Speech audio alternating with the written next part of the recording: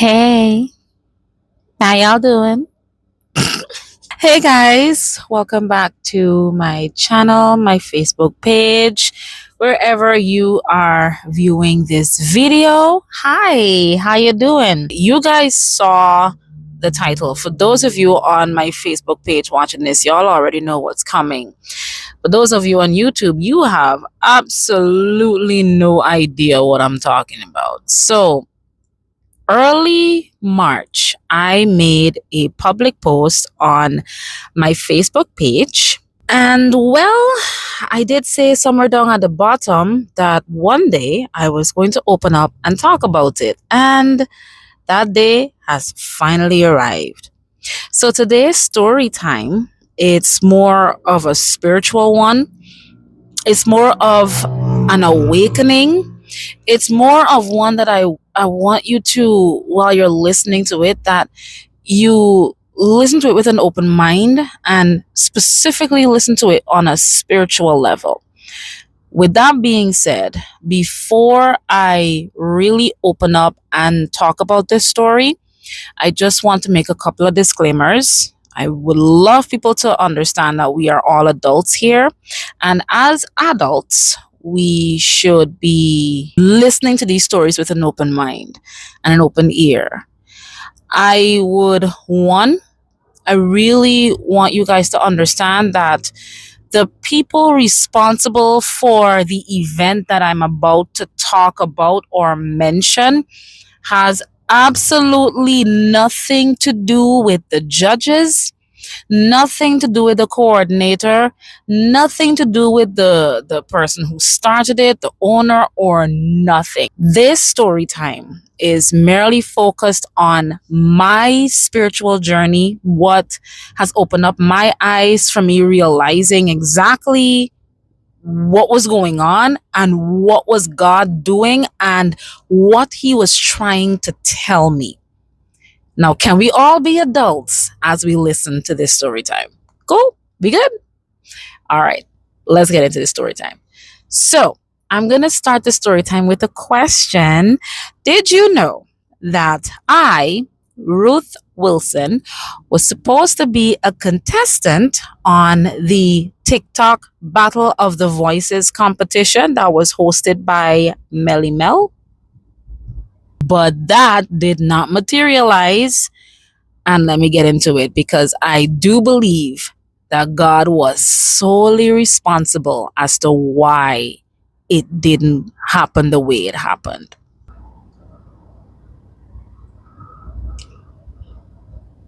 And them old time lip glosses. Eh,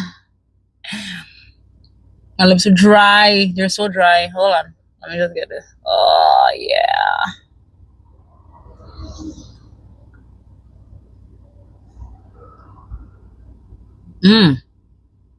Victoria's Secret Mint Shine. Oh, be glossy as hell. Come on. Okay, guys. So I want you to follow this story, follow this journey, and pay close attention to everything I'm about to say. So while I am telling this story time, I am also going to try my best to stick some life lessons in between, because I really do believe that there are some life lessons to be learned out of this story as to why I am actually opening up about it. So let's get started. So, sometime after my birthday, it was somewhere in February, I was scrolling through social media. And as a matter of fact, this thing has been happening a while now, like maybe months back into last year. And I believe, I may be wrong, but I believe that Melly Mel wanted to bring this competition to Guyana because the Battle of the Voices has been happening, I think it was internationally. So she decided to bring it to Guyana. And while I was scrolling social media, I saw the flyer. One, I had already finished recording Mirror Mirror, but I had something else in mind that I wanted to do. Um, when I saw this flyer, a part of me was like, go for it. It's just a competition. what can possibly go wrong? You sing a couple songs, and if you win, you win. If you don't win, then whatever. But there was another part of me in my spirit that was saying, is God going to be okay with me doing this? Is it going to be okay as a Christian for me to go on a platform like this? Is this whole thing going to be okay with God? That's my first life lesson that's coming right here. If you realize that you're having a fight in your spirit about something that a part of you is second guessing as to whether you should do it, then you probably shouldn't do it. I had the fight of my life in my spirit as to whether I should. A lot of us tend to listen to life lessons that tell us to go for it, to ignore the doubts or whatever. But I am here to tell you, weigh the doubts. Do not ever ignore your doubts about anything that you are second guessing in your mind as to whether you should. That is the first life lesson. Always weigh the doubts and weigh the positives of it. Try to see the line between, try to see what good is going to come out of the situation, but also weigh what bad can come out of the situation. And if the good outweighs the bad, then maybe you should. But if you know the bad outweighs the good, abort mission. When I came back into Massey, it was already after hours. I wait until the warehouse was closed because, the forklifts and the trucks and vans and so forth coming into the compound tend to make a lot of noise. So I wanted absolute quiet for me to record my entry into the competition. So I waited until everybody was gone, everything was closed and whatnot. But while I was doing that, I was sitting in Massey's van, fighting within myself. And there's a one part that keeps telling me it's not a big deal. It is just a musical competition. What can possibly go wrong? And the only thing I kept thinking about, and I kept trying to look for excuses as to why I felt I should have joined this competition in the first place. And the only thing I really could have thought of that was positive is that I'm beginning to launch my career with Mirror Mirror, and maybe this is the perfect opportunity for me to go on a public platform and have people get familiar with me. However, I decided to ignore my doubts and I went ahead and I made my entry. My entry into the competition was Hero by Mariah Carey. So after I made the entry, then later on, I found out that I made the top 25. Couple of days later, a friend of mine and I were having a conversation. The friend sent me a series of voice notes, and the friend was telling me basically how thankful they are for me and for my talent, for the sacrifices that I make, and for the things that I've been doing in the shadows and people don't even know. The conversation kept going, but eventually the conversation reached a certain point where I automatically realized my friend wasn't speaking anymore. It was God. It was God speaking to me. And the voice note came over and the person said, God hasn't even used you to your full capacity as yet. And for that to happen, you're going to have to drop a few things along, some habits, some attitudes, basically whatever it is that is not of God, for God to really come through with using you to your full potential. You will have to drop some things. And I knew it was God. I don't know why. I just knew it was God. And this is the other life lesson. Some people actually think that God is that God that will show up in that burning bush like he did for Moses. He will show up as an angel like he did for Mary, or will show up in the donkey in the Bible. Like, God uses several things and people just to interact with his people. And sometimes we run away with the idea that we want to see a sign. And sometimes that sign for us is that, oh, the moon shines brighter, or the sun is burning hotter, or we're really looking for that quote unquote burning bush that Moses had experienced. And we tend to forget that God uses people in our lives to interact and talk to us. God can use anyone, but you also have to be very, very specific. Very specific. Like, it's like an intuition. This friend was talking to me, and I automatically knew that there was a switchover of voices, and I knew it wasn't that friend anymore. I knew it was God talking to me. I just knew it. Nonetheless, once again, with my disgusting self, I ignored what God said to me. And I felt like the fight in my spirit was plan A. I didn't listen. Plan B, use a friend to say what I have to say to Ruth. That didn't go through either. So, what did God decide to do? Now, if you read that message that I posted on my Facebook page, for the sake of the people on YouTube who don't even know what I'm talking about, I'm going to put a little picture of it somewhere here, and you can pause the video wherever you want to so you can read it. Also, I'm encouraging you, if you do follow me on YouTube, go ahead and follow me on Facebook, because I'm more interactive there than I am anywhere else.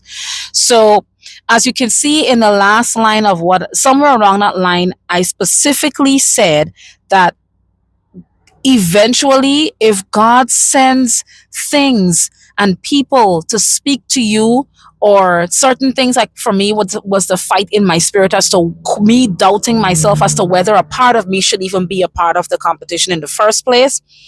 Eventually, God's gonna get physical with you. He's gonna be like, oh, plan A didn't work, plan B didn't work. It's time for me to really bring in the big guns. This is where it really got started.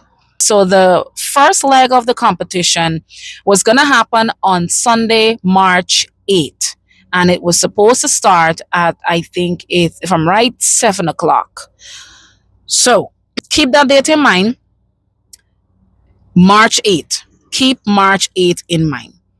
However, before March 8th, let's go back to March 3rd.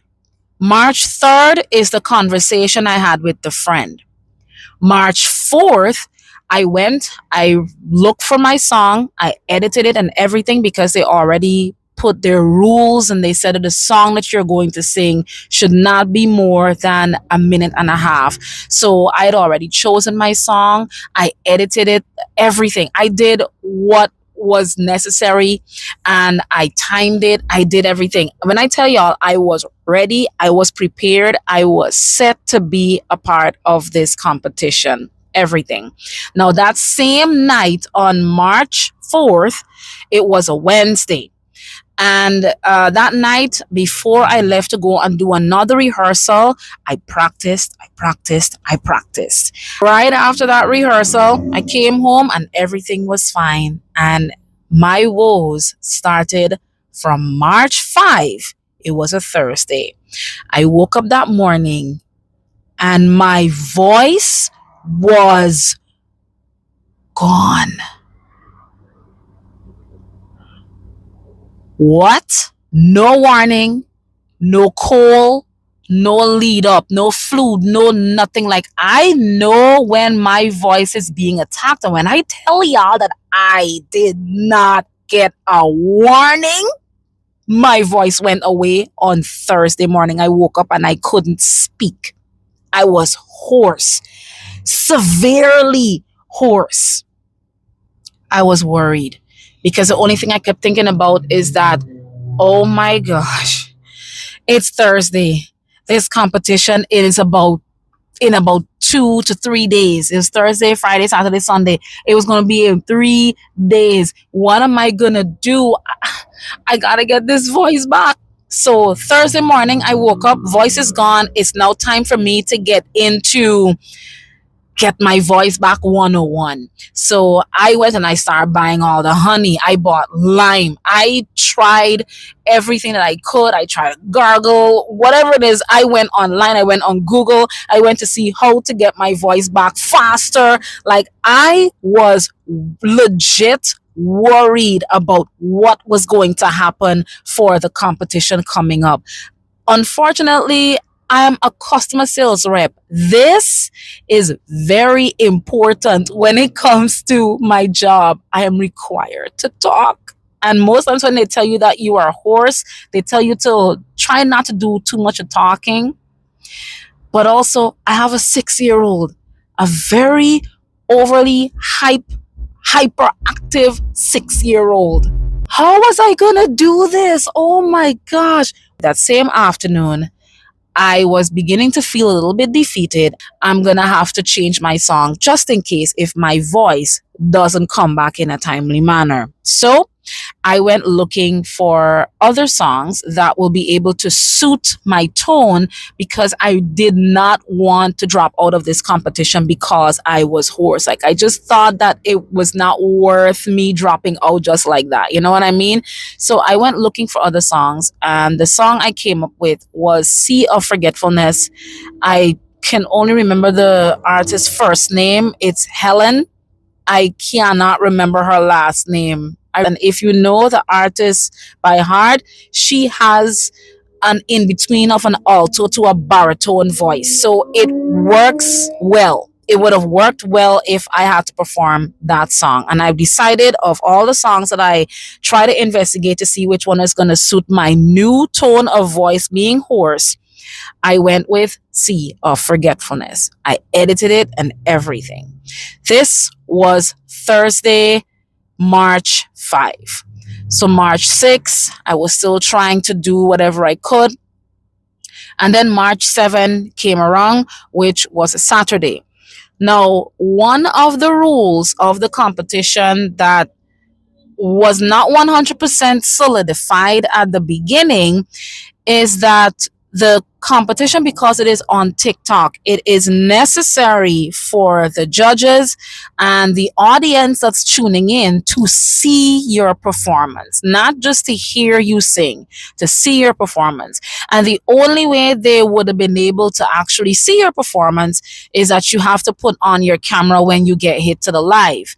Now, for those of you who use TikTok, you would know by now that you will not be able to go live and for people to actually see you if you don't have 1,000 followers. I only had 448. Right now, as I do this video, if I'm right, I'm at 500.